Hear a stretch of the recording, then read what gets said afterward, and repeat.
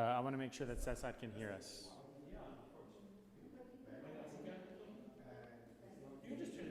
Yeah, I just turned I it can on. hear you. Oh, you can hear me now. Wonderful. Okay, great. I can hear. Perfect. Awesome. Yeah. Thanks, Cesar. Thank you.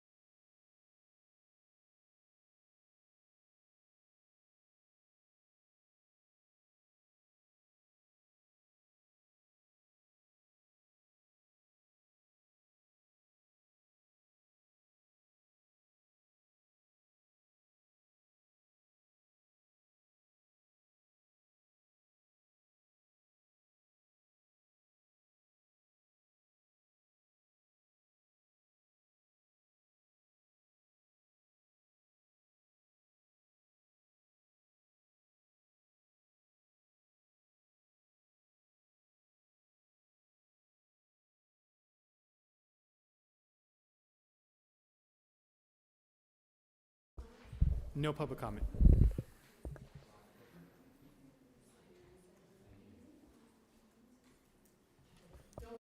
Microphone on. Okay. Keep it on all the time, sorry. Right. Good afternoon, everyone. It is 5 o'clock, and I think we have quorum. We're going to start with roll call. Present today, we have Sergio Martinez, Mark Horowitz, Jill Dominguez, and Murad Absolim. Did I say it right? Yep. And also on virtually, we have Cesar Lopez. Are you there, Cesar? Maybe? Is he on? He's on. He needs to be on and visible. Yes. I know, we're trying to see. Cesar, can you hear us?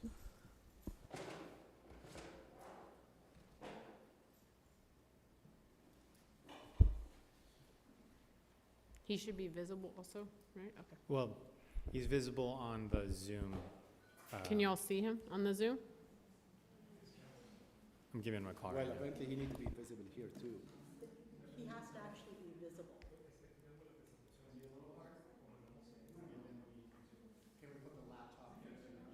Or bring the laptop out here?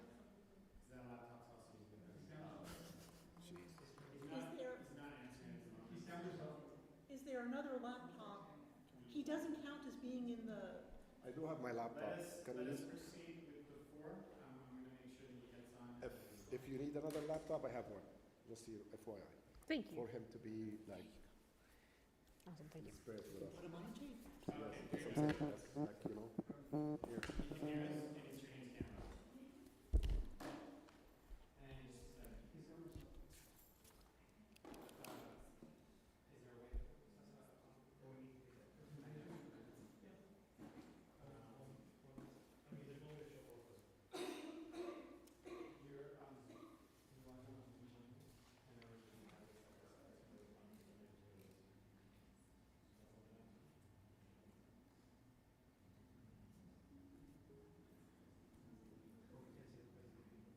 Nathan, you need this?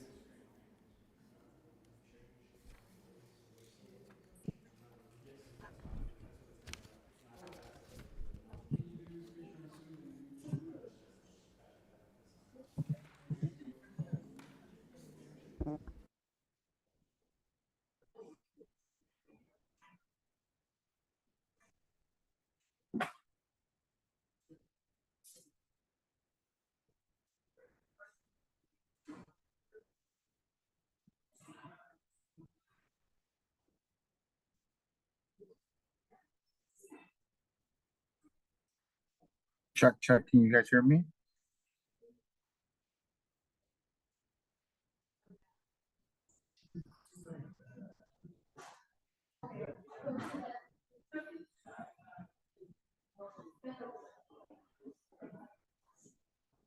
Cesar, can you turn your camera on, please?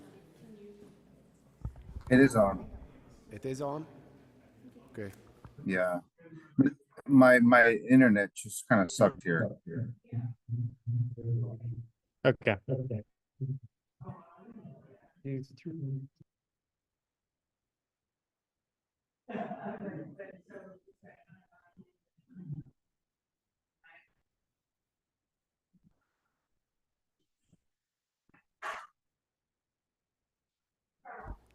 Okay. So we're going to move on to item number 2, which is public comment. There are no public comments for this meeting.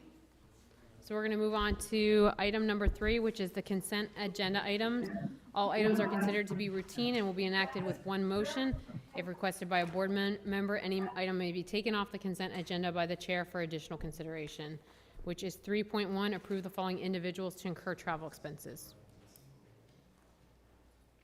I move to approve the agenda items. You have to- I move to approve the agenda items as presented. I second that. All those in favor? Aye. Any opposed? Aye.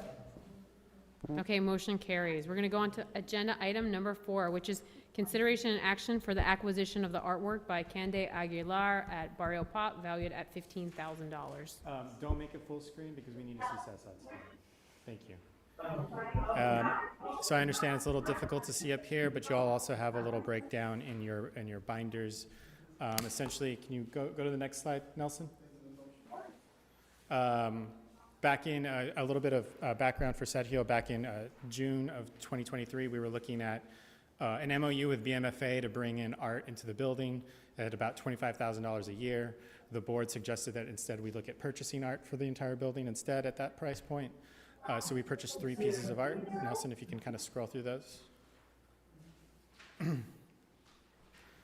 And I should say that these 3 pieces of art were made by Kanda Aguilar. It's a local Brownsville artist who's featured in the Chicano History Museum, the Cheech Marin Museum in California, a multitude of different museums as well.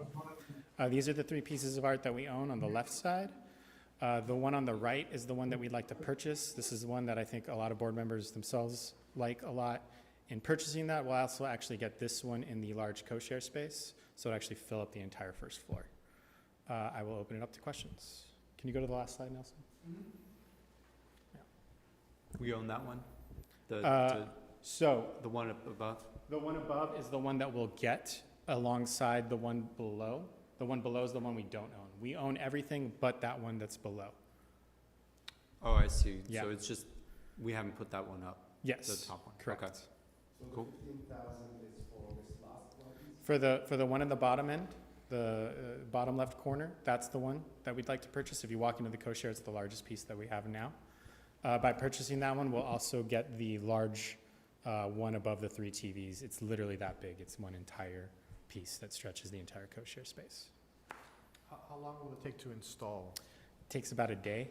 I'm actually, if it's approved today, I'm going to try working with the installer to try to get installed ahead of startup week. Fingers crossed we'll be able to do that. And the installation is about $250, $300. So that 15,000 includes the installation fees or not? It includes the bottom left corner one. With the installation, 15,250. The installer is different from the artist. separate? It's a separate, yeah, individual.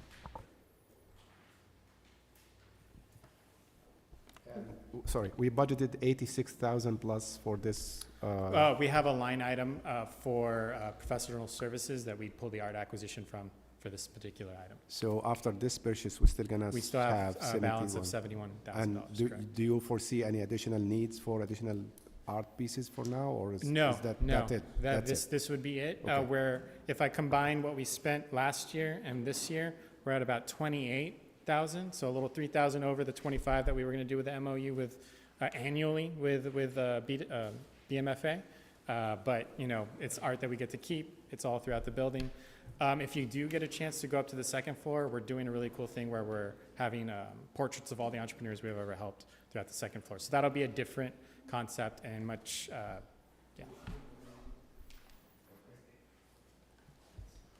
Any other questions? Do we have a motion? I move to approve the request as presented. I second that. Any more questions? Okay, all those in favor? Aye. Aye. Any opposed? Motion carries. We're going to go into item number 5, which is consideration and action on the appeal from Good Neighbor Settlement House for project number 24-013, Good Neighbor Settlement House, beautifying and greening Good Neighbor Settlement House for Cycle 1 of the Quality of Life Program for the remaining application grant request in the amount of $80,588. Good evening, Board. We did receive an appeal from Good Neighbor Settlement House for their Cycle 1 submission to the Quality of Life Program. The original proposal or application sought a grant totaling $105,588. Miriam, just real quick, just for the record that we, Murad stepped out of the room for a Okay. conflict of interest, so he's not going to be present for this agenda item. Okay, thank you. I may continue?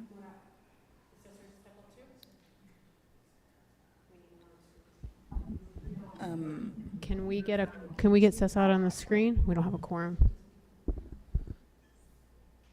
I'm not sure if we're going to be able to move forward because we do not have quorum for this agenda item. I'm on. Okay. Check, can you guys hear me? Yes, we can. Okay. I apologize, I moved to another Wi-Fi, so this should work a little better. Awesome. Awesome. You Sorry. can continue, sorry. Thank you. Sorry, Miriam, thank you. No, it's okay. So Good Neighbor Settlement House submitted an appeal for their Cycle 1 submission to the Quality of Life Program. The initial proposal sought a grant totaling $105,588 to enhance the aesthetics or the facilities for Good Neighbor Settlement House. And then the scope involved improving the exterior landscaping, the installation of a gazebo, and then the establishment of a community garden. The board approved partial funding for their original submission in the amount of $25,000. So, and that was for the construction blueprints, because they also need to do some modifications to the current layout of their facilities to better serve the community that utilizes their services. And so the remaining grant balance, or I guess the amount that wasn't awarded for this application, is $80,588. And so that is what their appeal is requesting. This budget is kind of small on the screen, but there is a copy of it in your packet. And so the way that the budget is broken down is the construction blueprints is the first line item, which the board has already awarded. Then it would include the additional $80,588 would be used for landscaping, floor leveling, some administrative costs for staff that would work the community garden, indoor and outdoor painting, the gazebo upgrade, some outdoor furniture, and then the community garden. There is an educational component to this project where they would engage the community as well as business groups, local businesses to participate in the beautification program. And then I did invite the applicant to be present in case the board had any questions regarding this application.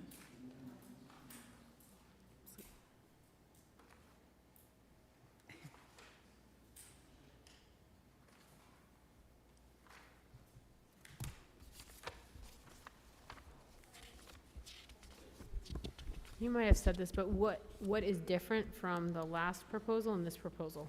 So my understanding is that the scope hasn't changed for the project. It's only that they're coming back for the funding gap that they didn't get. And so their initial request for the entire project was $105,588.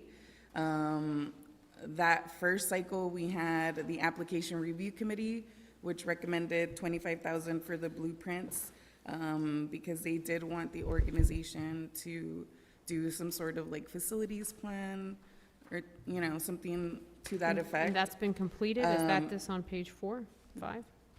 That has not been completed, but they are coming back to request that additional funding to implement the remaining part of the project. They have already been working with the Brownsville Wellness Coalition.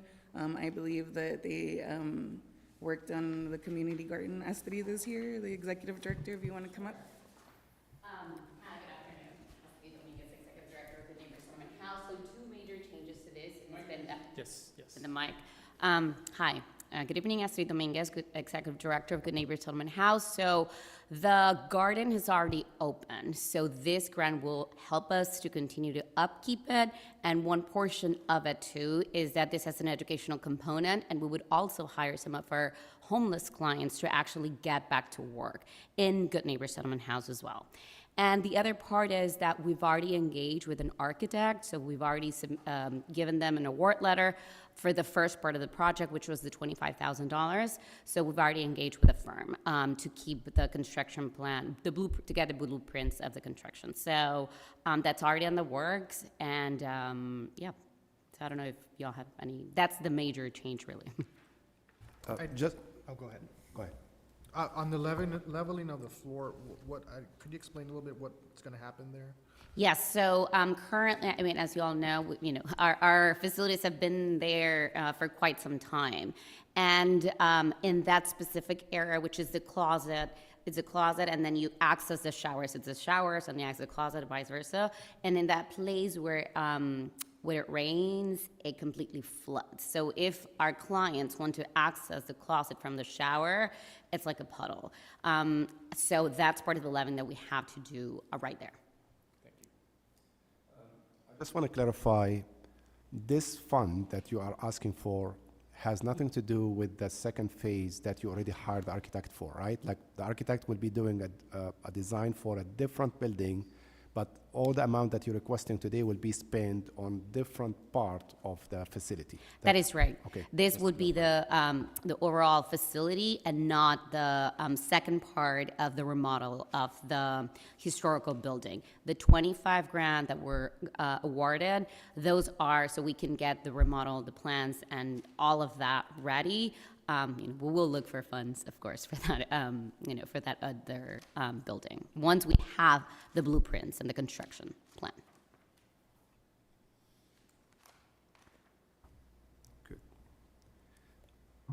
If there is no other questions, I just want to disclose in public that my firm that I'm working with will be working on the design of that second phase, but this fund will have no direct or indirect impact on the work scope that we're going to be engaging in with the Good Neighbor Settlement. I'll make a motion to approve. Sasad, you will have to abstain from this one. No, I don't. No? Oh, No. Okay, then. I already checked. Oh, wonderful then. Apologies.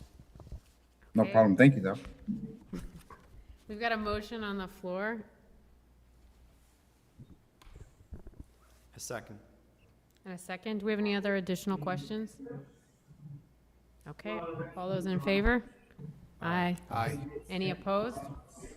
Motion carries. Congratulations. Thank you. Okay, let me turn pages here for just a second.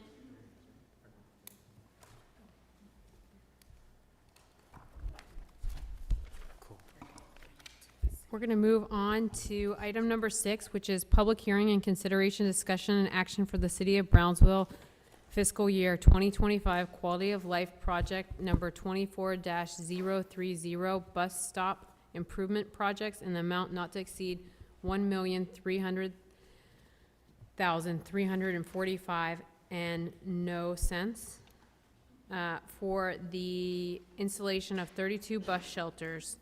The amount requested represents 100% of the total project cost. Before we go into the public hearing, I did want to just share a few updates regarding BCIC's quality of life initiatives. This is our original budget that you all adopted for fiscal year 24. The areas in green are what we had allocated for what would you deem quality of life projects. This is our original budget plus what we pulled out from unrestricted. That darker green is projects that were allocated just for the City of Brownsville. And here's the comparison. So overall, this year, we've spent over 60% of our budget on quality of life projects. And I think that's something we should all be really, really proud of as BCIC. And from there, I will pass over the torch to Roberto. Yeah. Hello, good afternoon. Okay. This is for me to move it? Okay. Perfect. Hold on, before we begin, we need a motion to open the public hearing. So move. Second. All those in favor? Aye. Aye. Okay, the public hearing is open.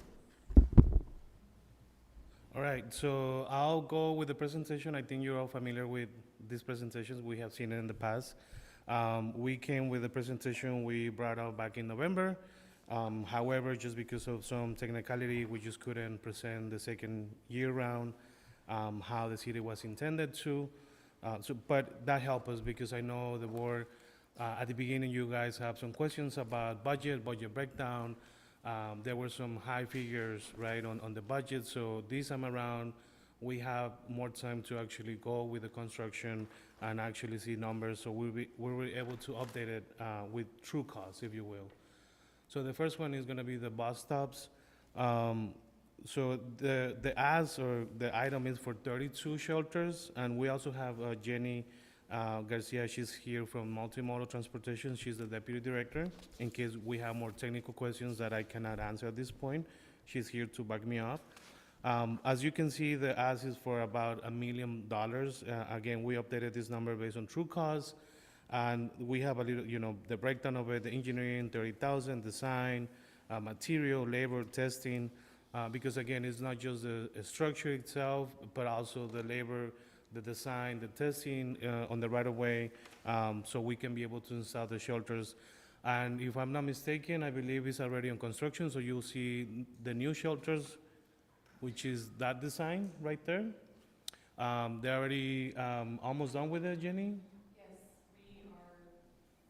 we have 3 shelters remaining to install. So out of the 32, we have 3 remaining, right? So if everything goes well, this will be another 32 that we can add to the existing infrastructure. But I'll entertain any questions that you might have for this one. What do you mean by testing? Oh, that's the testing on the soils. Oh, got it. For like earthwork, we call it, so that way we don't just create a foundation without testing how the foundation is gonna be put it on the slab, and then having, cracking on the foundation and things like that. You're talking about, just a quick question, you're talking about geotechnical testing, right? Geotechnical testing and the material testing, yes. And then in the shelter, in the structure, there's like it says get notice, advertise here. Is this like a billboard, or is this something that's like electronic? And then is there lights? Is that electronic? Yeah, I believe that's a space, I don't know if it's electronic, but that's a space for advertising. It's not digital.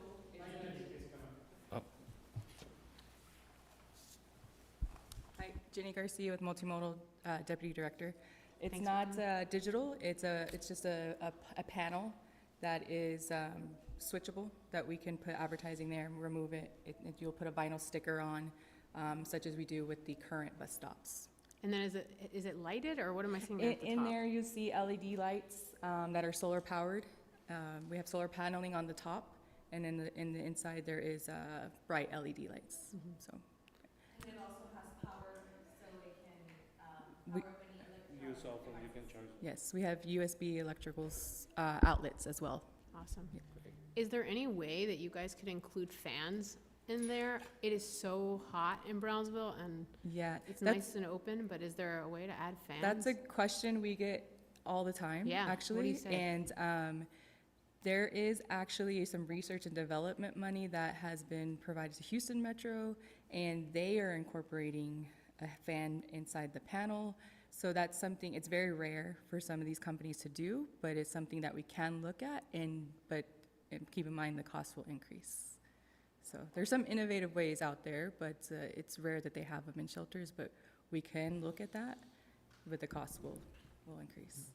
So Does the city own the property when you set these up, or how does that? yes, we look at sites that we currently have the right-of-way to. Some of the sites are TxDOT right-of-way, which we get into a mutual agreement with them to maintain the site and the property.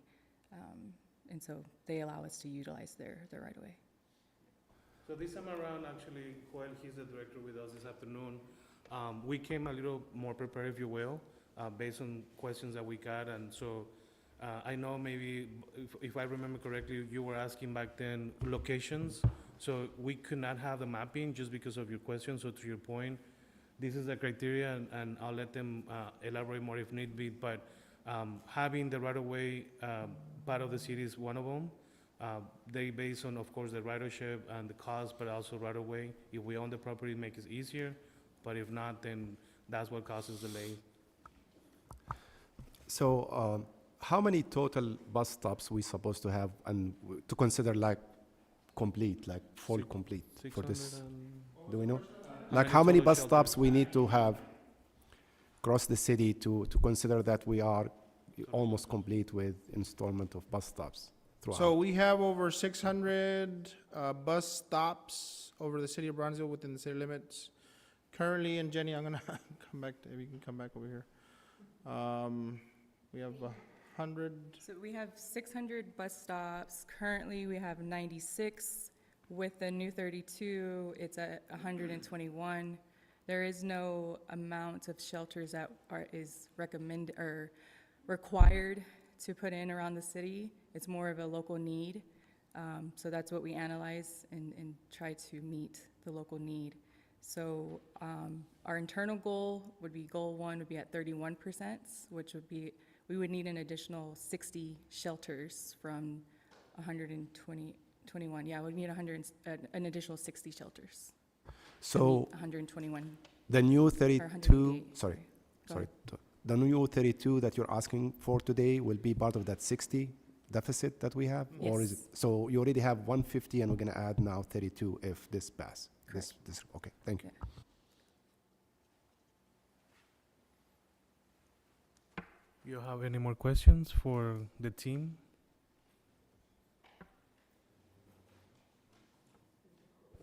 I just had one quick question, and Yes, sir. it may not be relevant.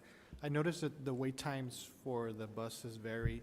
Just curious, do the bus have any technology like GPS where users can track the time they show Right up? now, yes, we have a app that you can download. Okay, there's an app. If you go either both into the, what is it, Google Play or the Apple, it's Ride Systems. And then when you download the app, you'll be asked to to select what metro it is, and so B Metro is on there. So once you have that app, you can keep track of where the bus is at, the locations of the stops, et cetera. Yeah. That's great, thank you. Any more questions? Okay, do I have a motion to close we close the public? The next one? Oh. It's a public hearing, so if anyone from the public wants to talk, they have. Is there anyone that would like to speak? Come on up to the mic. Good afternoon, Mr. Silva. Thanks for joining us. Say what? Oh, my name is Ezequiel Silva. I'm here to speak about the bus shelters, and that picture that you put there with the bricks, I took it. So the city took that one out of my Facebook page. That's on Highway 48, before you get to Mackenzie Street. And there's no way you could put a bus shelter there because the ditch is right there. You only got maybe about 2 feet. So the bus actually has to get between the shoulder, which is about maybe 4 feet, and half of the ground to be able to pick it up anybody. So they were building a construction fence now. And so the people there grabbed the bricks and they put a piece of dunnage to sit on. The city just came up with a third of the price of what you all are paying for this. They're coming up with their bus shelters at $10,131, and you guys are getting quoted $32,000, which is twice the amount of money. So how is it that these bus shelters, which already have been in place, you guys are getting charged for soil and samples and the right-of-way when all that has already been studied? That's money that you all shouldn't have to pay, or the citizens don't have to pay for that. That is not good business when you guys are charging for something that's already been done, pre-done by the state, TxDOT, and Bus Metro. The shelters that they're doing were supposedly mimic something that SpaceX had, and I, for one, saw what SpaceX did. They had all the solar lights, they had the USB thing, and the first wind that came, it got crushed like if it was a can. Like that, it was taken away. All the money they invested, they found out that it was worthless because, number one, within a week, and these are engineers, these are not people off the streets or homeless people. These are people that are engineers that were getting a ride from SpaceX to their living quarters here on 48 and Four Corners, as we call it, and Boca Chica to be picked up. Those people plugged up the USB, so they never worked. The lighting never worked. And the first big storm that came, that thing was destroyed.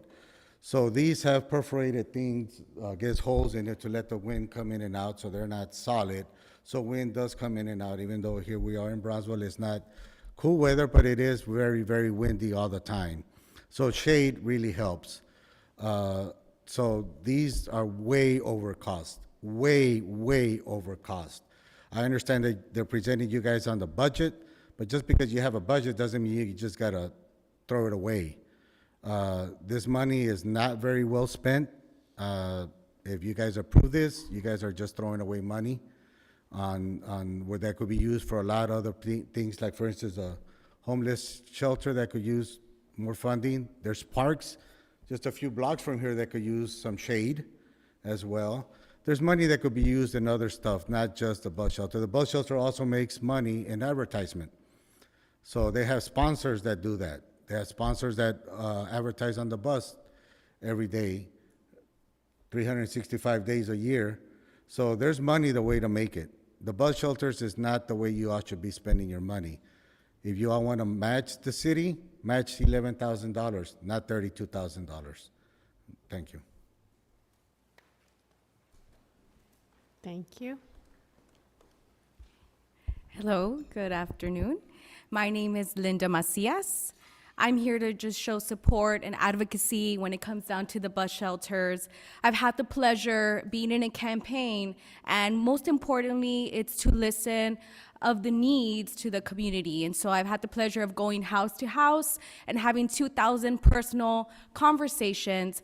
And two of the biggest criticisms that I received, or needs that residents want, is number one, streets. That was one of the biggest one, and the second one is bus shelters.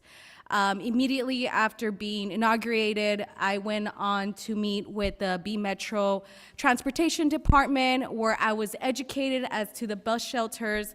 I do have to state it is a nationwide issue. The majority of cities have about 26 to 30% of the bus shelters made. There are a couple of complications when it comes down to that, and the biggest one is property.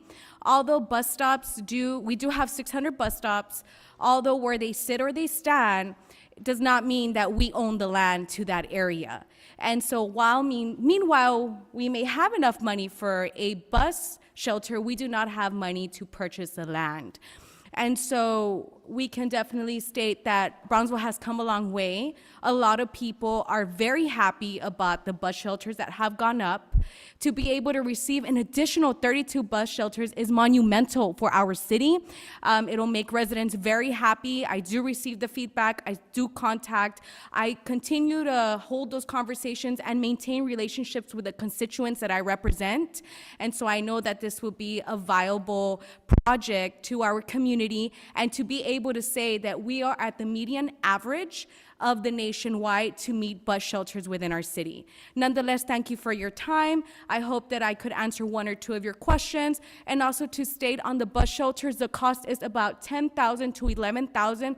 However, being a part of the city, I have realized that so much more goes into it. We have engineering costs, supplying, transportation, labor, and so a lot of those things do not come easily, and that's another reason why bus shelters may not be up to 50% of that, but nonetheless, it is costly. Everything is costly, as we know our economy the way that it's at. So nonetheless, I just want to say thank you for your time, and I hope that some of the information that was given was useful to make a decision. Thank you.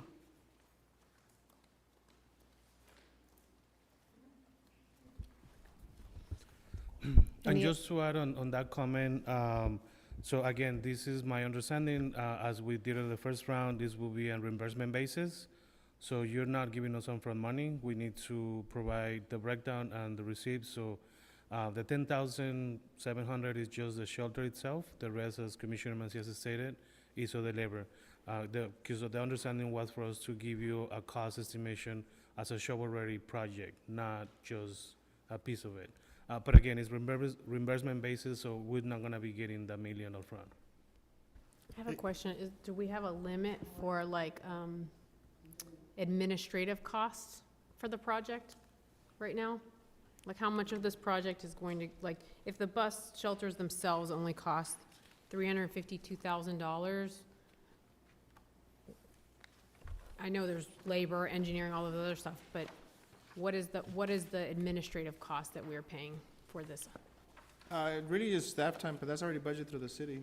Yeah, there's zero administrative costs associated with the project. All project costs go to the project itself. So the $1 million that you're asking for, it will include no indirect services. It's all directly No, related to the It's all project. directly related to the project. Thank you. I have a question. So maybe this is for legal, but if they end up spending less than this amount, say they could squeeze in a few more bus shelters, are they limited to the amount that they state, or are they limited to the amount that's available? What if it goes over budget? What if it's like, well, just start with that. If they Under. go over, Under budget. this What is if they're under subject budget? to entering into an agreement. So the easy question, presumably if they go over budget, the contract would have a limit. Right. Over budget will be their problem. Okay. What happens if they go under budget depends on what the agreement says. If it's, the quick and easy answer is if your contract is for 10 widgets at reimbursement and it costs 90% instead of 100%, you're only paying 90% and you get to keep that extra 10%. If you want to allow the possibility for paying for additional bus shelters, you would need to work that out with the city in negotiating the agreement. And yeah, we could put that in the performance agreement as an option. Okay, so, I see, so, it's, as it stands though, if we didn't add any other language, it would just be 32. That's what yes, that's the way the public hearing is listed. Yeah, I think in the Specifies other, 32 hearings for a particular amount of money. I think in the other agreements, we had like a not to exceed of X amount of the budgeted amount. And so I don't know if that's, say we go out and, I don't know, they're less, I have no idea. And you can squeeze one more within the allotted budget, or, I guess the question is, would we be able to do 33 if there's some sort of price savings, but within the allotted budget, not exceeding it? I guess if we do not to exceed 32, not to exceed the amount. That's the question. You could squeeze one more bus shelter in hypothetically, but not exceed the budget. We have two considerations. One is these sorts of projects are subject to a public hearing on it, and our public hearing is for 32 bus shelters with a capped amount. The other is what goes into the agreement. So the agreement we have more flexibility on. We've only done a public hearing at X dollars and X number of bus stops. And it has to be like done now. It can't be like, you can't like just say, let's just cross that bridge when we get to it. Is that right? It could be the performance agreement. The agreement hasn't even been drafted No, I meant yet, like, and you would I'm- have time. Okay, If- so it's not If something it is, that has if to it be is motion now. likely that, how do I put this? If you think that you have overestimated the amount that these bus shelters are likely to actually cost because you were being conservative in your estimates and you wanted to make sure you had enough money, so you think it's really likely you could do, I am making up numbers, 40 bus shelters, well then they're going to let you know that, and we schedule another hearing, and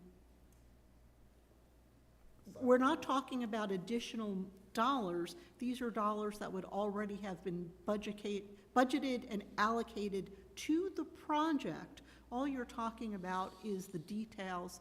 I would say you just do another hearing. Okay. And we take care of it in the agreement. Okay.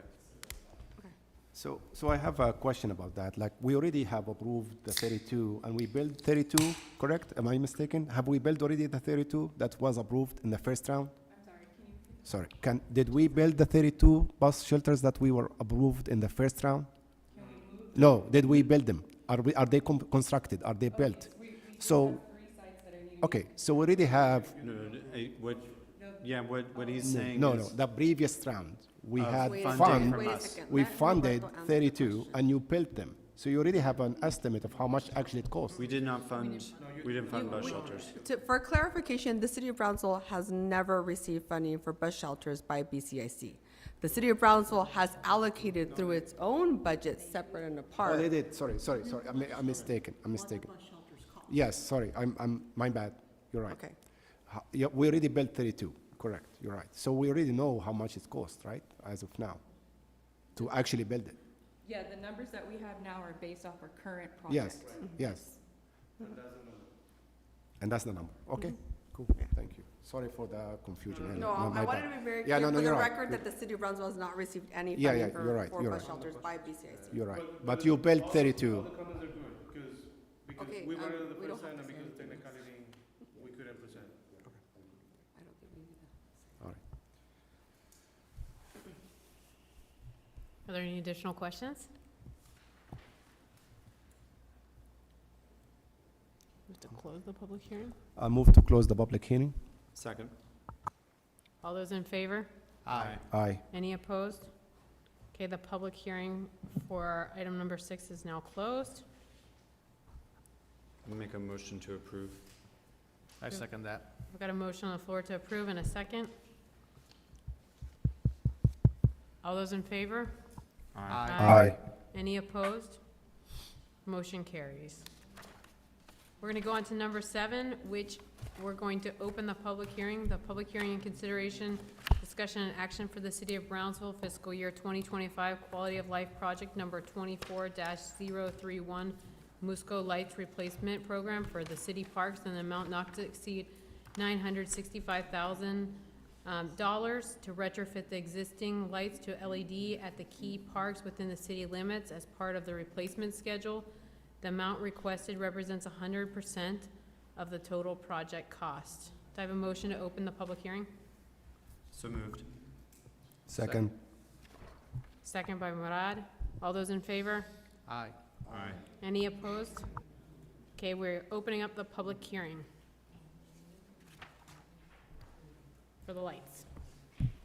All right, this is an item that we presented last time, so this is one that you guys already graciously helped us the first round. You did approve the Moscow Lights first round. We're just coming for the second round. We feel confident with the same amount of money, we can be able to now help 2 additional parks, which is gonna be Morningside and FN 511 kickball fields. And again, if it is under budget, we just cap it like that. It's on reimbursement basis.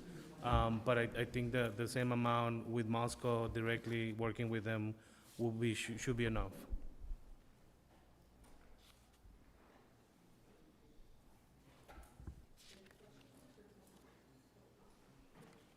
Are there any questions?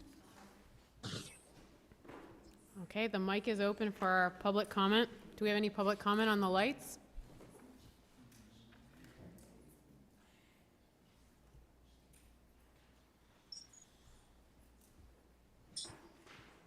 Additional questions by board members? What's the lifespan on these lights? Yes, the guarantee is 15 years. With warranty. Wonderful. Linda. 15 with warranty.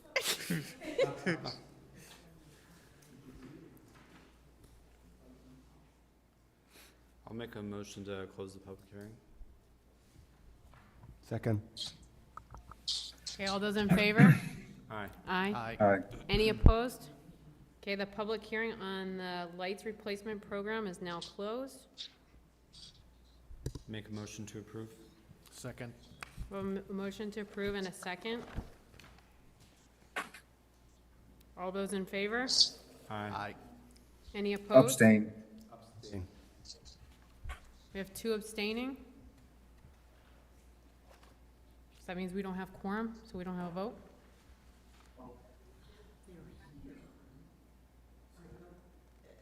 It is a quorum.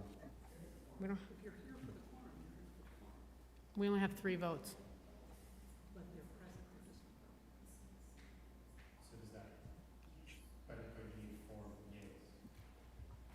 We need 4 yeas for it to pass. We only have 3. Correct. He and It Sarah doesn't pass. abstain.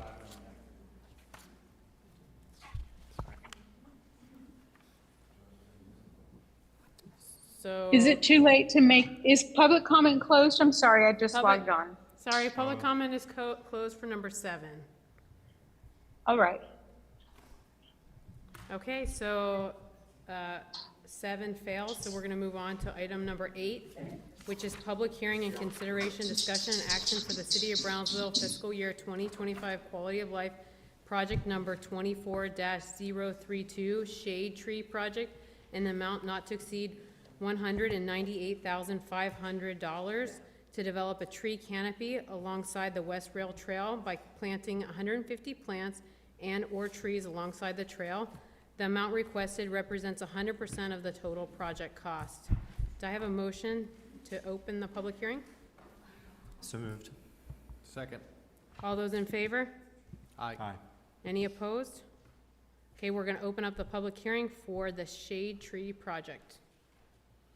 All right, so this is also part of the second round. The first one was the tiny forest design. As we obtained feedback from board and staff, we went with the shaded tree project. However, I would like to invite Roy from CD, so in case you have any questions about the trees and other specifications, why the amount it is this, he can be able to explain that better. Roy? Oh. Well, if you have any questions, we can entertain them. Would you let me know when public comment is for this? It is open. Sure, give us just one moment. Thank you. Are there questions before we head into public comment? So the first round, this one was funded, the first round, right? With the BCIC. It was founded as the tiny As forest a tenant design, forest, so we it's changed now. the design to So be as is a- this the same item, or you're asking for a second round? So the of first same? request was not this request. The first request was a tiny forest, which was Yeah. a cluster of trees around a trail. This is different. We've heard and received comments from the board, and plus we have a very extensive West Rail Trail. And so we thought that, getting the feedback that we've received, we decided to modify the request to something where it can be a tree-lined trail, right? And of larger trees where you can provide shade along our trails, since they're very hot in the summer and we really want them. Actually, I think our latest traffic count or count for trees, for a counter, we actually count the number of people and bikes that go on some of our trails. Through the RGV MPO, we were to fund that. I want to say it's been 290,000 riders and peds throughout our trail system. And that does not include all trails. So I want you to, this is just a few of our trails while we get the counters throughout our trail network, which is expansive. But many of those trails do not have shade. And so that's why there is a need to provide shade. Thank you for the clarification, but I just want to clarify the canopy item that was approved in the first round, that still stand, that we're still doing that canopy, little forest. Yes, sir. Item, that's still going. We just approved the contract, the performance agreement, a couple of weeks ago, I want to say. It went back and forth through legal, and so we are ready to commence that project. All right, so this is additional item for the Yes, this is same amount, additional, but it's not the different- same project. Different concept. Thank you for Thank clarifying. Thank you, just want to clarify that, thank you. Okay, we're open for comments. I know we have online. Yes, ma'am. Hi, sorry, I logged in late. So the West Rail Trail is about to be, the Oh, counters, as Can you Helen please make sure that you mentioned. state your name? Thank you. Oh, I'm sorry, my name is Dr. Rose Gowan. John, the mayor, is going to have his State of the City address next week, and one of the things he's going to announce is that the 2023 counts for trail is over 290,000 in the calendar year of 2023. As Helen said, that number is low because not all the trails have counters on them, although West Rail Trail does. And the other reason it's low is that not all the counters were functional in the early part of 2023. So it's actually well over 300,000. When people talk to me, which they do quite regularly, about trails, the number one thing they talk about is shade, that we need more shade, that we need call boxes and so forth. We were able to capture $800,000 from TxDOT in grant funding that will put in call boxes and bathrooms and parking lots along the West Rail Trail. But we were not able to include trees in that project, which is about to start in the next few months. So this money allotted to the West Rail Trail will partner with and really take the experience on the trail to the next level. And that's what trail building is all about. It's about partnering with partnerships with other entities, much like BCIC partnered with many entities to create the Belden Trail and the community garden there, and so forth. So this is a lot like that on a different scale, and continuing the legacy of BCIC supporting trail and quality of life amenities along trails. On Sunday, a documentary film crew will be arriving in Brownsville, I've told Nathan, because they're including the West Rail Trail in a documentary that's being made for PBS, talking about rail projects across the United States. That's quite a feather in not just the city's cap, but in BCIC's cap, because you have been a partner as we've built out the trail network throughout the last year. So I urge you to consider that shade is a very valuable amenity for our people and one of the number one requested amenities along our trail network. Thanks for listening. Thank you. Do we have any other folks want to speak? Make sure you state your name again. Thank you. I don't have a doctorate degree, but my name is Ezequiel Silva. I'm a business owner, taxpayer, and lifelong resident here of Brownsville, Texas. I'm not a sitting commissioner, so I don't have the bullying tactics to tell you all what to do with the money, because it really belongs not to the city, it belongs to the taxpayers. And the West Railroad project, I've been involved in it since day one. I've never been against it. I've just been away all the money that's been allocated to that. Trees is something that we always have a struggle here in South Texas, especially in Brownsville, because of the heat. So trees that are here, and we try to plant trees from other countries, they don't make it because you got to be zoned. And so there are trees that are naturally grown here that are able to go through months and months, if not years, of drought, little water, of actually no water, are your nature trees, which are your mesquite, your anaquas, trees that have a lot of thorns. So even if you were to get special trees that they're asking for this West Road project, you're talking to close to $2,000 a tree. And that's a lot of money for a tree that if you're not careful, they're going to die very soon, and they're going to become just a burden because they're going to be on the trail itself dead. You have branches that are going to be falling on the trail. You're going to have thorns that come out of those trees that are going to be falling on the trail. You're going to have bikes that are going to have flats along the trail. You're going to have kids that are not going to want to walk on the trails because of all the dunnage and all the stuff that goes there. You have hurricanes that are going to be knocking down these trees. So you're going to pretty much going to be throwing away taxpayers' money on a tantrum of one commissioner that's going to be leaving us soon. And it's only going to be something that is not going to be of use for anybody but a select group of people. I commend you guys that always are trying to give away the money to be useful to our citizens. But there's so much need that the poor need that you could use this money in other things other than just ranting on one commissioner that consistently wants BCIC to throw money on quality of life.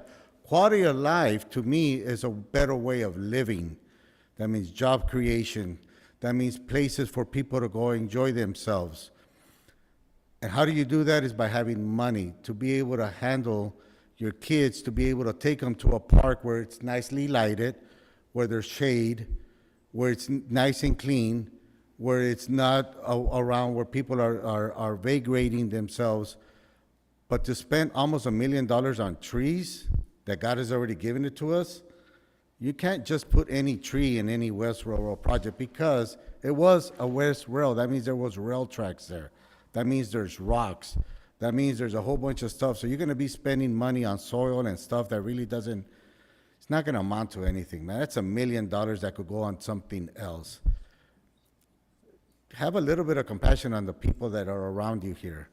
Not everybody could afford to come, but use your money on something else, man. Not trees that is not gonna be useful for nobody. These are trees that are gonna die. That's all I'm gonna tell you. Thank you. Are there additional comment? Public comment?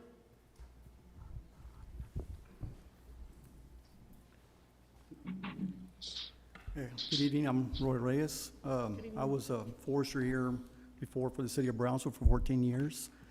I want to say that trees are really beneficial to the city. I'm not sure if y'all are aware that our city has been recognized this year. We should be 25 years as Tree City USA.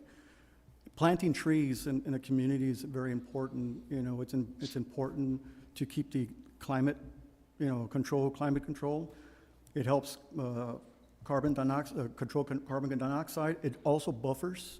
And if you're walking down the trail, it buffers you from the residents along the edge. It also helps out for stormwater runoff. I mean, I don't know if you've ever been out and when it's raining and walk under a tree. Yes, you're going to get sprinkled here and there, but it's totally different from just being out there and it just raining on it. So I consider having a tree around is like an umbrella. So trees are very beneficial, and we are looking into putting in which are native trees to our community, which will survive, through droughts and what. Of course, it takes a while for the tree to establish itself. Once we get it planted in the ground, we need to maintain it for at least 3 to 4 months till it gets established. But once a tree is up and going, these trees will be very beneficial to the city. A lot of other cities are joining in. McAllen is already currently at 3 years at Tree City USA. They've been planting a lot of trees.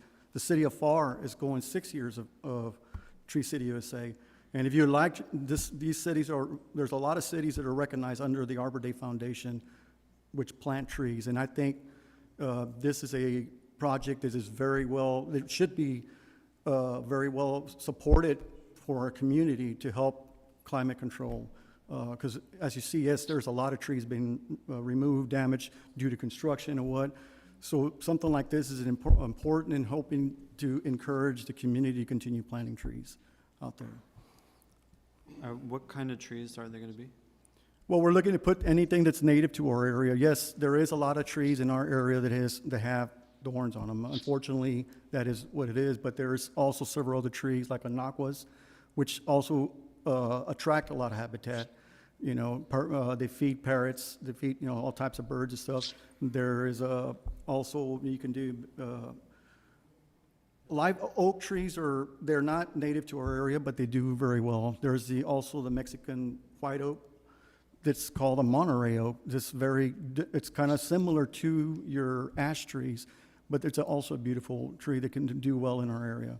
So the whole thing with this is that we want to make sure when we plant trees in our community that we don't plant all the same type of tree.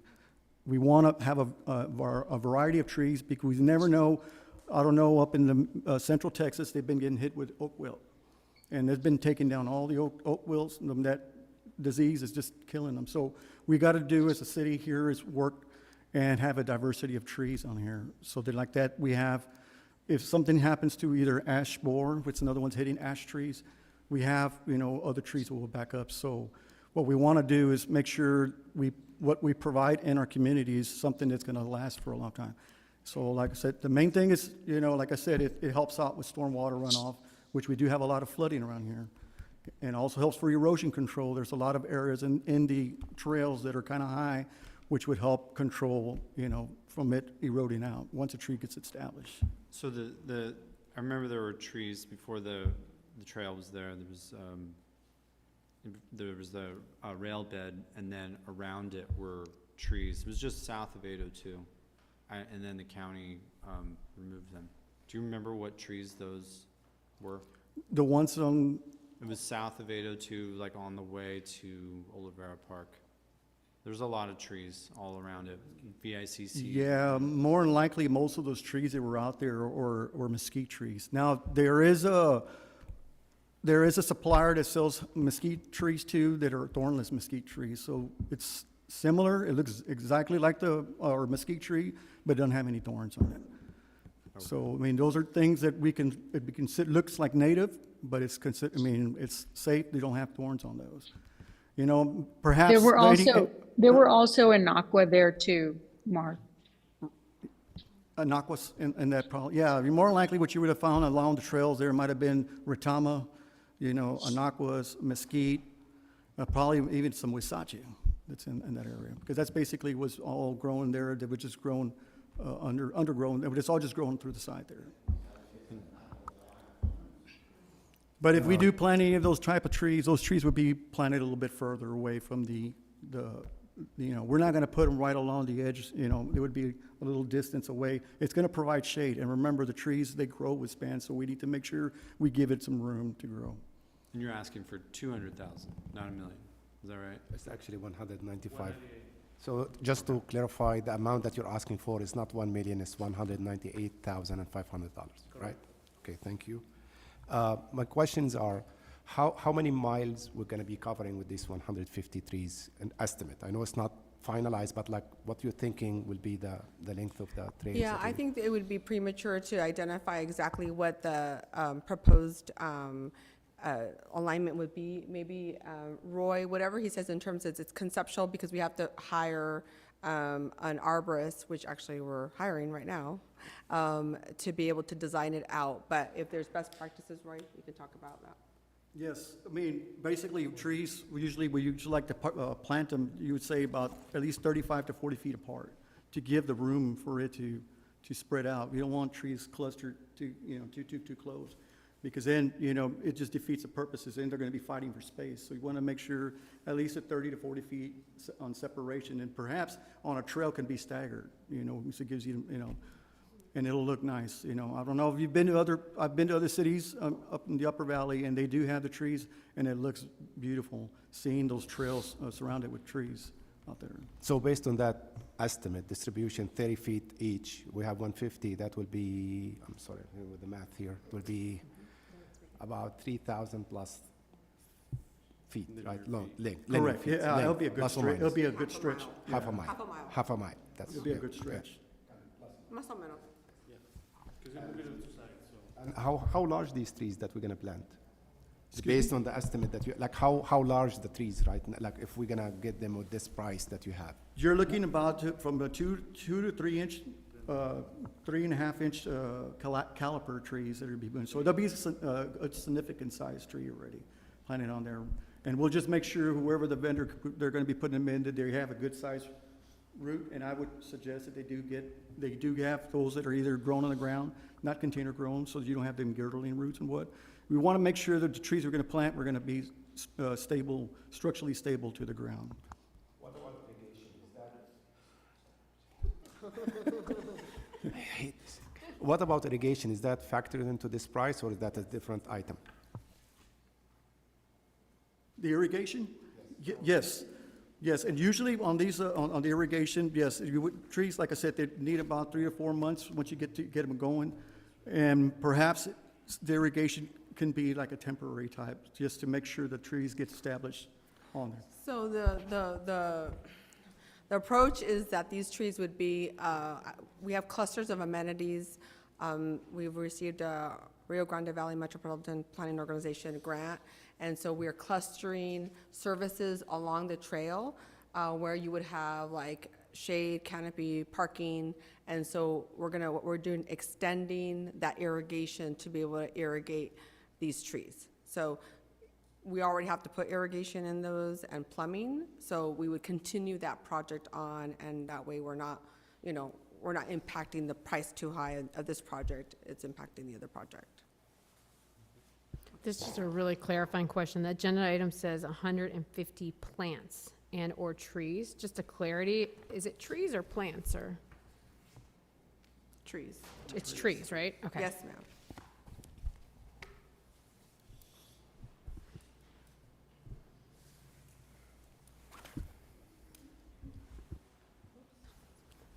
Any additional questions from the board? Public comment? Yeah, still open. Go for it. Linda Macias, born, raised, and raising my family here. I have a 4-year-old daughter and a 2-year-old daughter that I love to take outside. I love to go jogging, put them in the stroller. I have a double stroller, and there I am. You may have seen me jogging around Palm Boulevard on Mondays and Wednesdays, West Trail on Tuesdays and Thursdays, or joining in on some fundraisers at the trails. And we all know that one of the things that deters residents from being outside is the heat. And shade is a great improvement to the trail system. And I just may say, I am so proud of Bronzeville because not many cities can brag that they have trails within their city. So it's accessing walkability and runners and bikers. So thank you to Commissioner Gowan for being instrumental in setting this initiative, but we should not only stop there. Our generation needs to continue improving the West Trails and all trails across the city. And if this is one method, then why not? It's $198,000 that will be there for years to come. So I just wanted to come on here and advocate. I believe that even if you're elected official, you shouldn't just sit on the seat, but be proactive, be involved, be engaged, and be a part of the Bronzeville that wants to move forward. And I believe that this project is a great way to demonstrate that. I also wanted to put on public comment that this is sales tax. So every time you go out and you purchase water or you go out and eat, every time you swipe that card or give in cash, 8.25% of that, that's what this is. There's always a lot of confusion when it comes down to people believing that this is property taxes. These are sales tax. And just grateful for the opportunity to be here. And, you know, this is a great initiative to be able to have and add to Bronzeville and our trail system. Thank you. Thank you. Do we have any additional questions?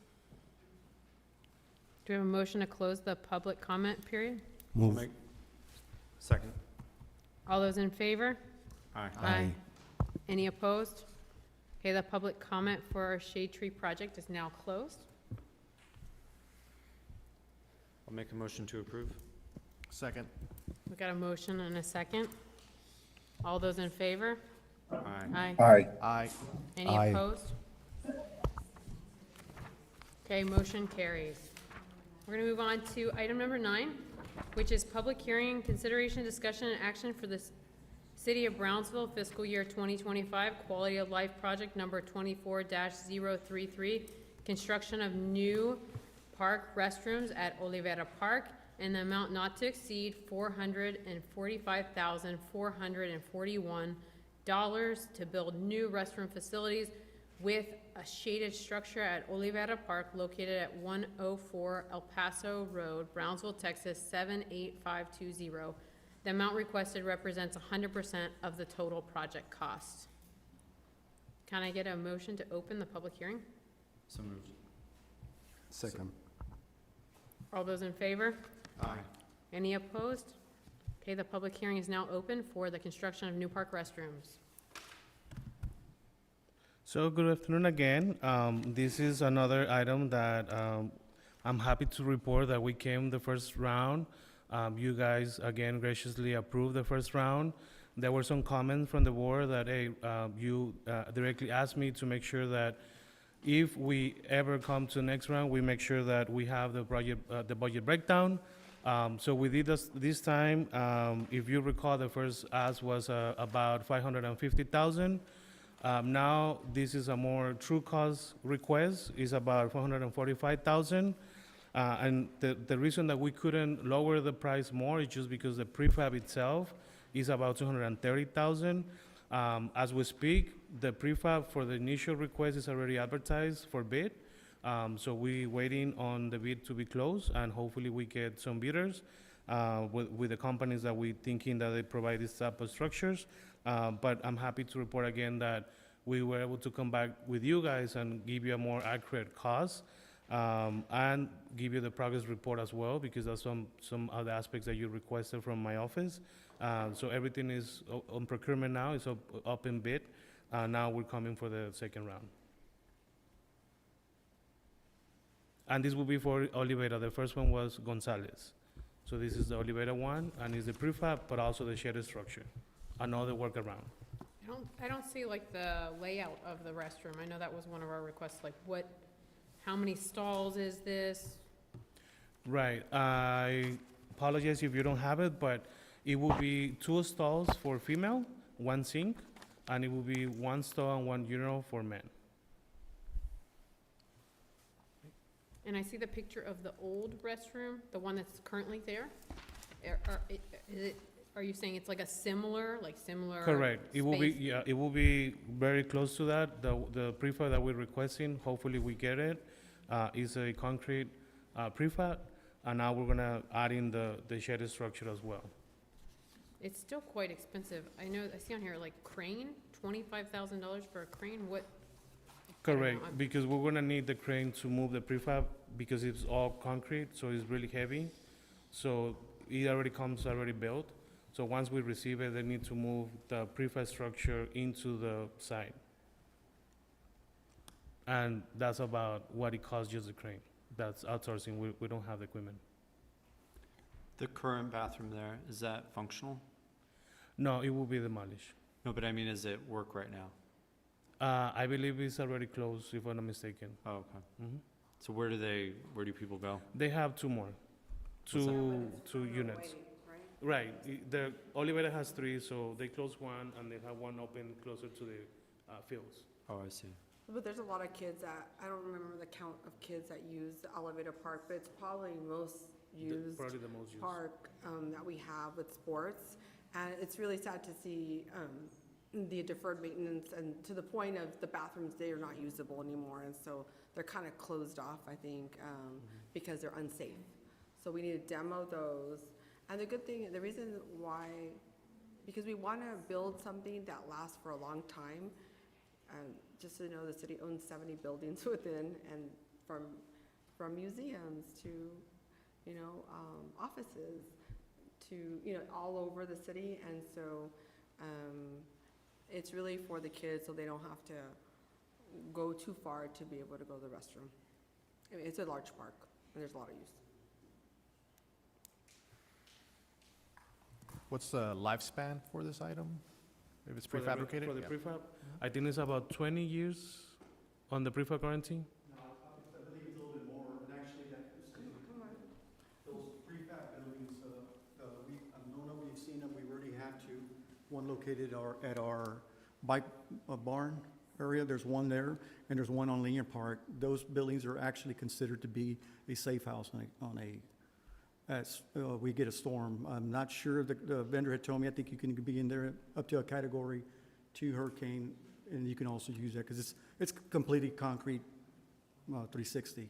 So you got a concrete roof, so they're a lot easier to maintain and stuff, so. And hence the crane, because it's all concrete, it's like a huge concrete box. if that And makes sense. it comes complete, so all it is just like a plug and play. We just have to have everything set for it, with all the stub outs, everything ready for it. So when they set the building, we just connect it and it's ready to go. Mhm. So it comes already with all its, the water heaters, whatever it needs to maintain that, and the sinks and stuff, so.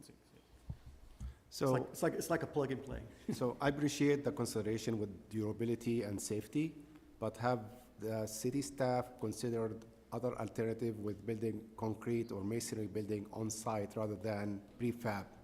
And did we do some cost analysis to compare and contrast between either we do it on site, masonry construction, concrete construction versus this alternative? Because obviously the price tag is just Yeah. is so high. Well, you- I mean, I'm not sure, I can't say because it's done and through a prefab, and these are engineered. I'm not saying that we can do it. I don't know if there's any contractor can do a concrete, a total concrete. You're talking about a 6-inch layer concrete rooftops. Yeah, so just kind of trying to answer the question, we did estimated the analysis, and it's not a big of difference because the benefit of what we're getting through the prefab is not only that we're getting everything shovel-ready. 2, when you do construction, especially the city, we need to engineer it. So the prefab comes with engineering plans for electrical, plumbing, and the structure itself. So I know you guys were asking about a lot of the costs, and if you see, we're adding the engineering costs, which is honestly a lot of the costs, initiated. So if we were to do it in-house, engineering costs normally gets a lot because it's not only engineering on the work, but also we have to engineer on the structure, like what we call it the MEPs, mechanical, electrical, and plumbing. So all of that comes with a prefab and it comes with a warranty. So in a way, it's kind of like replacing one another, and it will come basically to close to the same amount. Yeah, I think for us it's durability and easy maintenance so that we have a building, a facility that can last, 20 years plus and be maintained. But ultimately, the situation we have now is an unsafe situation in terms of you have abandoned buildings in park areas. I don't think any city wants that situation. If you all can help remediate that, and also our kids have decent bathrooms. I also say that our bathrooms get vandalized a lot. So, sometimes we go graffiti, their wear and tear is not your typical bathroom, in a smaller enclosed area. These are open areas, and I don't know how many times we have to replace, bathrooms, sinks, graffiti, and that's the reality of parks, unfortunately. And sometimes there's vandalism, lots of vandalism that we have to build durable buildings because of that. They're easier to clean, they're easy to take off the graffiti, and also the wear and tear, which is a good thing, right? But it's the vandalism that really gets it. That's why the cost is more, because at the end of the day, it'll save you money because it's durable. And finally, we have windstorm requirements, as we know, and with windstorm requirements, we have to meet our own regulations regarding that to be safe. And again, it's reimbursement basis, so we'll do our best to make sure that we keep it, yeah. For 445, just because of all the technicalities and coming to the board, I think we should always, buffer that amount, but I like the way the performance agreement works. We come into you and report back the progress, and if we spend less, well then, we receive less. Any other? Is public comment still open? Yes, any other questions from the board? Just a Yes, minute. there is, but let's hear Okay. the commissioner. Go ahead. That's fine, I'll wait. I just want to make sure that I get to say something, but I don't have any problem waiting. Okay. Well, Jill's back, so Jill's going to take over. So now, okay, well, Murad, go ahead with your question.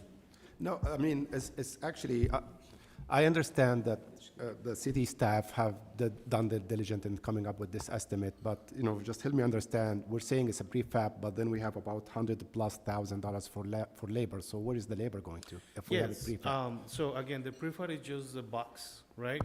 But the labor will consist on the demolition of the existing one, removing the slab foundation.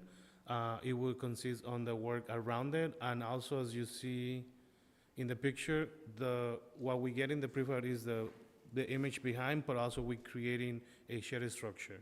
So that's also part of that labor. So we get in with a contractor so we can connect it all and be able to have the shared structure connected to the restroom. So that's all inclusive in the cost. Because remember, these bathrooms are not surrounded by buildings, or else we wouldn't be asking for them. They're kind of in the middle of a field.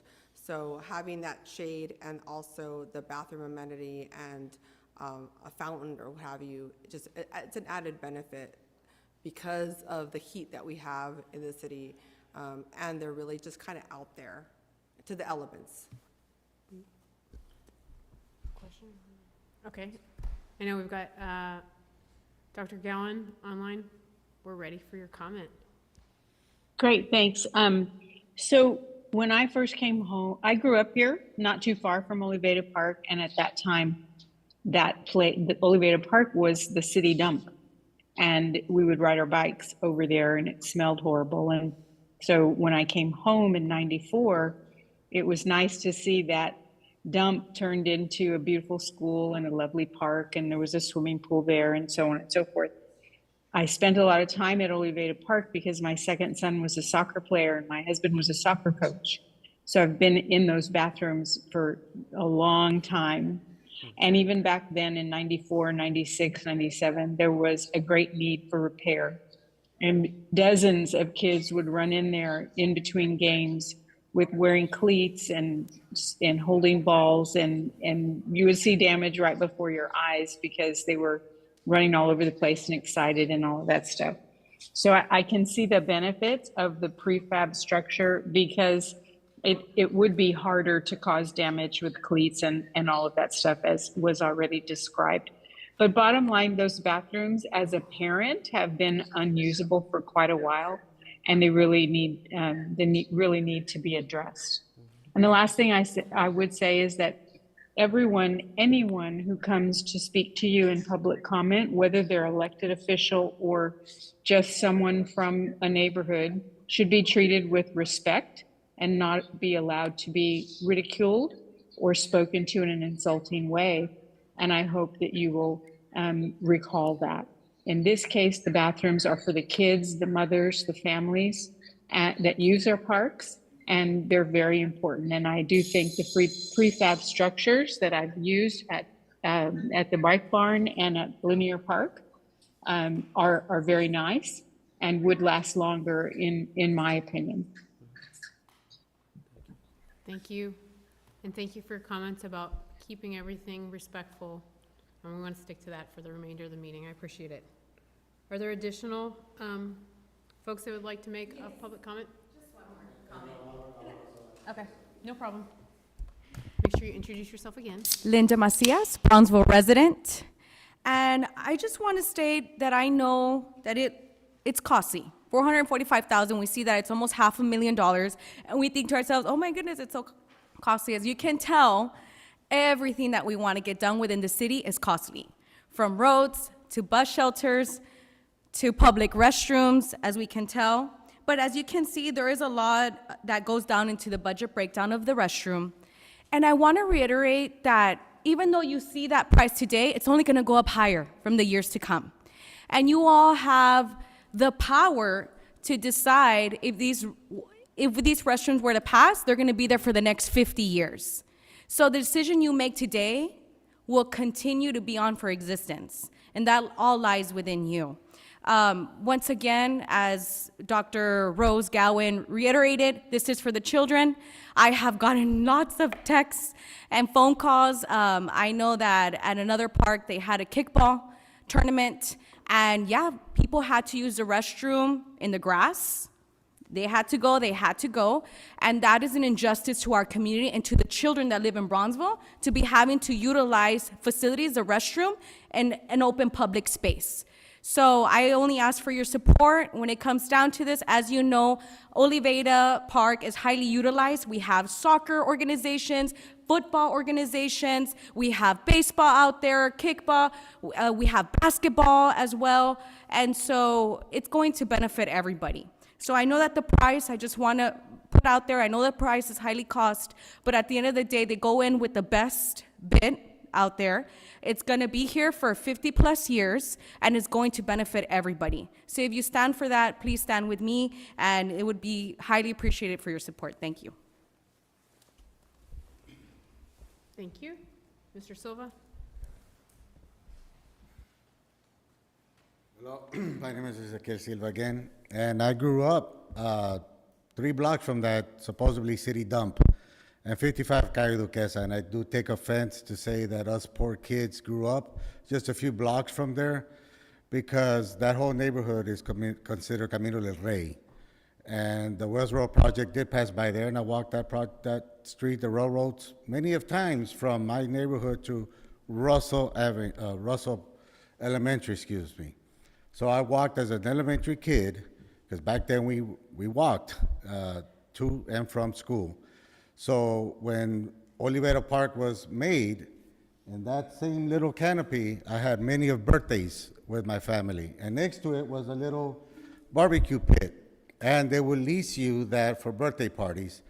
And you would have, if you wanted to have access to the restroom, you would clean it afterwards. I think I spoke that on the first time that it was brought up to the agenda.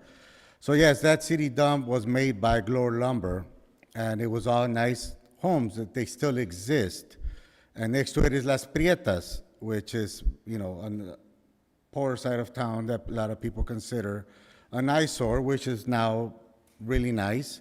And now they made which used to be farmland, is now full of homes, upscale homes, being that it was the city dump, and there's nothing to be ashamed of growing in a place that was redone by the city of Brownsville. No tax to the commissioners that are sitting right here, but the past commissioners that were there, that turned that neighborhood or that city landfill into a nice neighborhood. So if you go right now, I played there many times growing up, because I moved there when we were 2 years of age, and I didn't move out till I was 22 years of age. So 20 years of my childhood and younger years was made on that supposedly landfill. So yes, that canopy has a lot of memories for me, myself, and my sister and my friends and a lot of people in that neighborhood that grew up in there. So what I don't hear from that canopy other than restrooms is, what is the public gonna use it for? How often is it gonna be open to the public? Is it gonna be available, since it's anti-graffiti, anti-bulletproof, anti-wind, anti-hurricane? Is it gonna be available for everybody to use 24 hours, 7 days a week? Or is it only gonna be used when there is a game for certain people? Because that's what I'm hearing. I'm hearing $500,000 for a shelter that's only gonna be available some of the time to some of the people. For that kind of money, you should have it available for everybody. If it's anti-graffiti, well, then it's anti-graffiti. I don't think any school here in the United States is graffiti-free zone. Kids are gonna be kids, adults also graffiti, not just kids. So if it's gonna be available for everybody, it should be available for everybody all the time for that kind of money. I'm not yet to hear if this is gonna be open to the public. I hear about soccer games, I hear about baseball games, I hear all that. That's great. But is it only gonna be available when there's games going on? Or come weekends?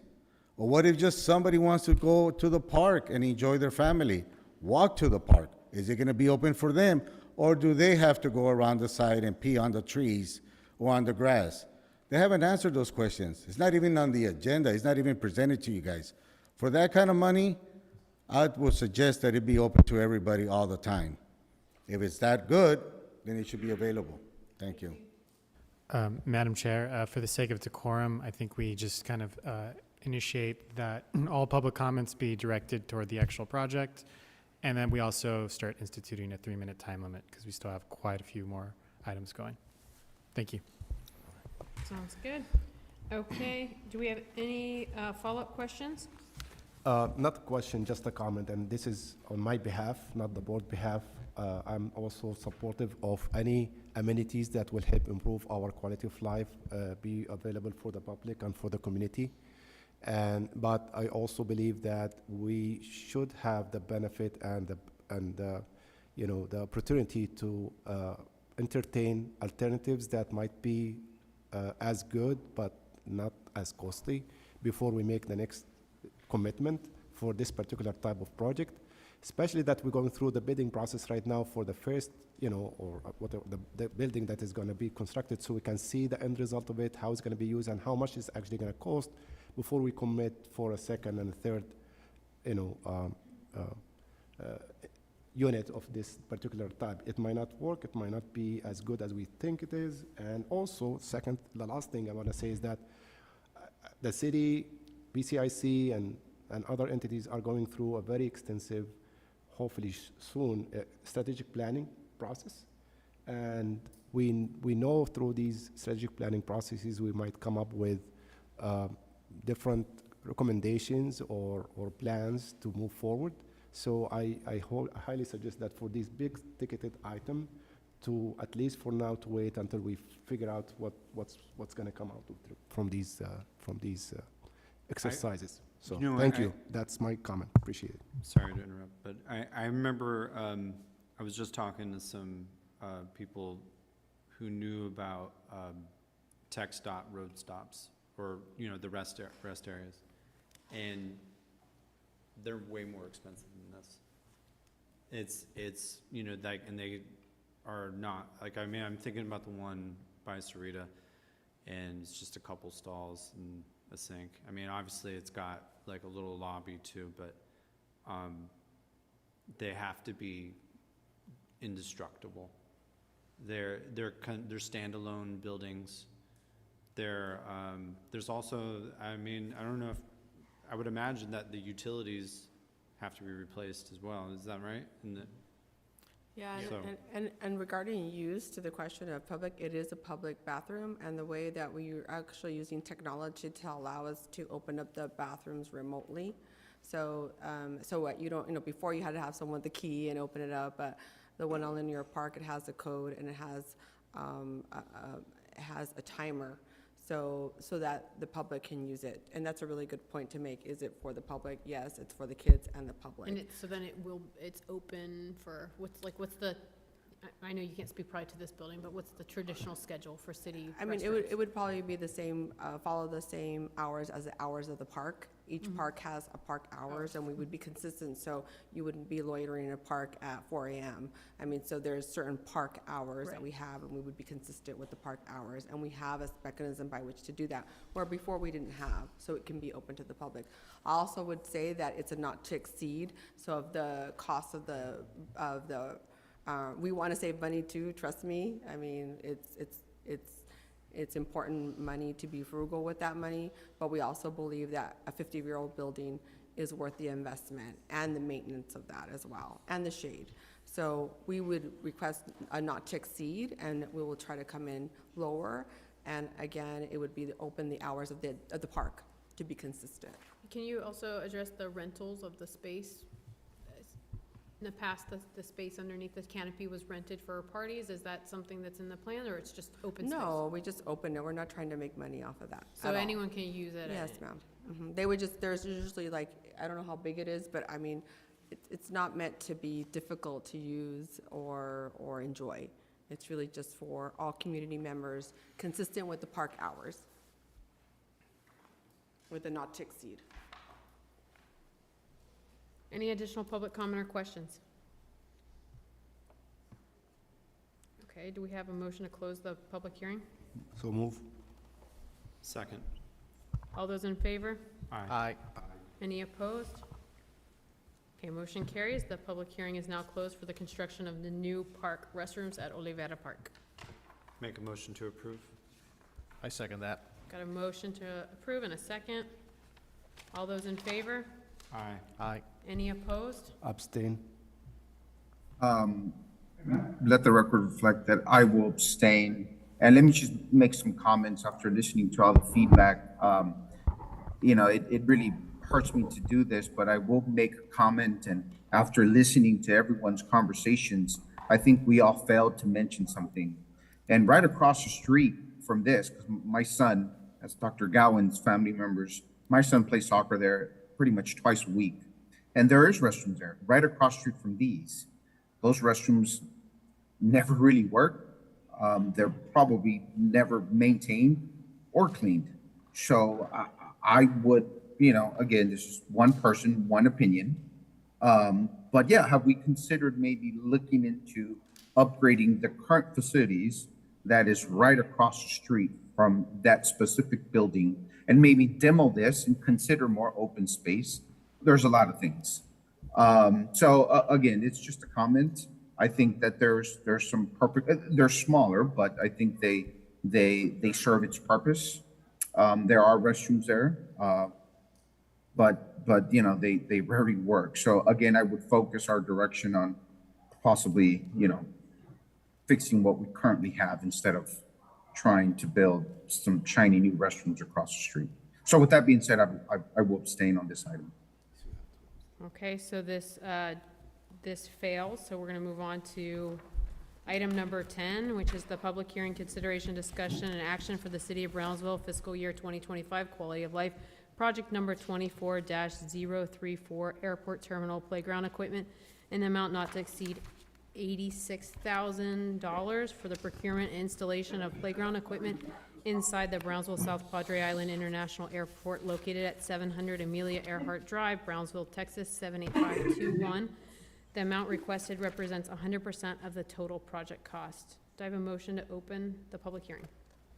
Move. Second. All those in favor? Aye. Any opposed? Okay, we're going to open up the public hearing for the airport terminal playground. back at you. All right, so when this one, Lorena is gonna join me, she's from the airport. It is a new project that they're adding as part of the same theme of quality of life. It is a really cool, innovative idea, but I'll let Lorena explain more the concept and the breakdown. Thank you. Hello, Lorena Cardona. Thanks for having me. So we have inside the sterile area, which is the waiting area for the passengers at the airport, two open spaces. One is intended for a coffee shop with some snacks, and also we're gonna offer some liquor there. The other side has there's a north concession. It was initially intended for another concessionaire, but as we see the airport today, we're not there yet to have two restaurants inside. So we are repurposing it and we're gonna divide it into two. One side will be for a playground. This is common in airports. I know if you've traveled, you've seen them. So our neighbor airports also have playgrounds, and it makes the passenger experience way better for this, and which is what we are trying to do this year, is enhancing that passenger experience and the community engagement, so for our passengers to come back again and have a great time at BRO. With that, we can go on incrementing our passengers per year. Last year we did 260 passengers, and we're looking to bring more airlines. 260,000, I'm sorry.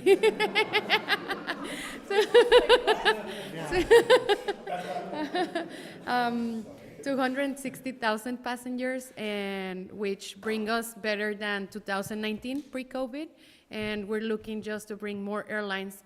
But to bring more airlines, we need the passenger experience to be great, so for those passengers to come back and use our airport. How large is going to be the area? You said you're going to cut it into half. It How will be large is around the- 600 square 600. feet.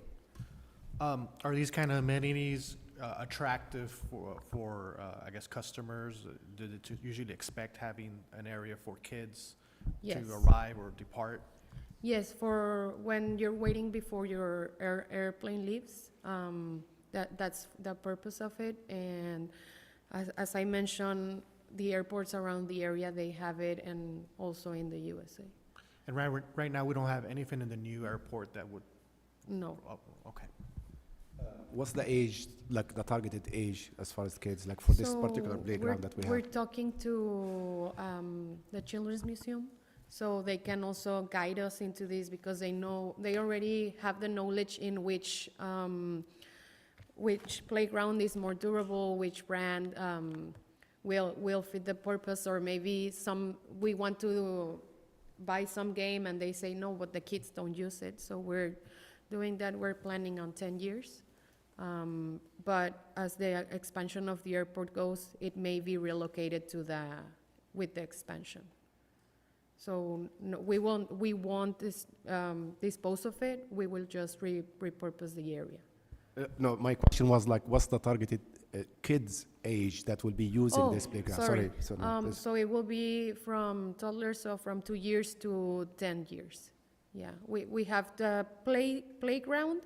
I'm sorry, it's in the next one is the playhouse with slide. That would be for 5 years up, and the soft play set would be for 2 years, 2 to 5. Yeah.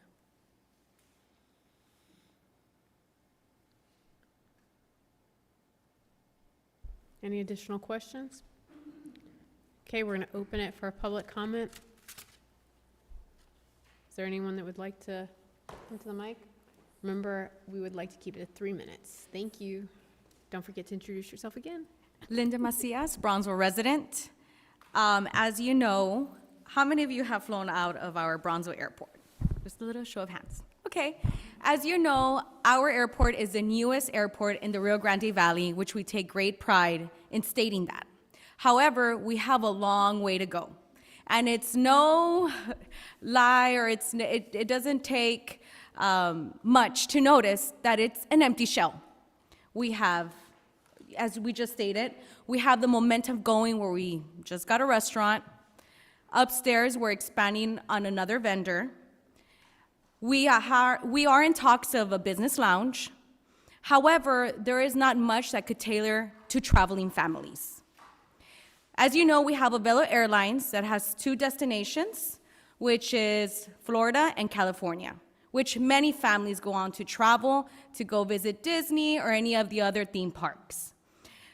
And this would make a great addition. We have the momentum that's going on right now to ensure that our airport is entertaining, because we all know that flying is about the experience. Adding this sector or this amenity will give families a better flying experience, hence increasing our traveling numbers and percentages by continuing to fly out of Bronzeville. There are other airports that already have a playground, so why not us? Why not Bronzeville is a question. And I'll close it off with this. Today is Feliz Dia de los Niños. What greater way and day to say yes to a playground in Bronzeville? Thank you very much. Thank you. Do we have any other Rose public- Gowan. Yes, Dr. ma'am. Rose Gowan. There's absolutely nothing I can do to say to improve upon what Commissioner Macias just said. I do have 4 children who are now all grown, but I would have loved to have a playport for them right here in our airport. So what she said. Thank you. Any additional public comment? Okay, we'll take it back to questions and board discussion. Are there any additional questions? Do we need a move to close the public? Motion to close the public hearing? Second. Okay, we have a motion and a second to close the public hearing. All those in favor? Aye. Any opposed? Motion carries. The public hearing is now closed for the airport terminal playground equipment. I move the motion to approve the request as presented. I second it. We have a motion and a second. All those in favor? Aye. Aye. Any opposed? Motion carries. We're going to move on to item number 11, which is our executive session, closed session pursuant to Texas Government Code Section 551.071, consultation with attorney, and 551.087, economic development negotiations, to discuss the debt settlement negotiations and to consider an amendment to the agreement with the Discount Pharmacy LLC, a recipient of the revolving loan fund. Motion to move to executive session? Second. All those in favor? Aye. Aye. Any opposed? Okay, we're going to move into executive session. It's just gonna Just take a us minute. second, Dr. Gowan, we'll have to have you log off. Thank you so much. That's fine, I'm going. Thank you. Thank you. Bye.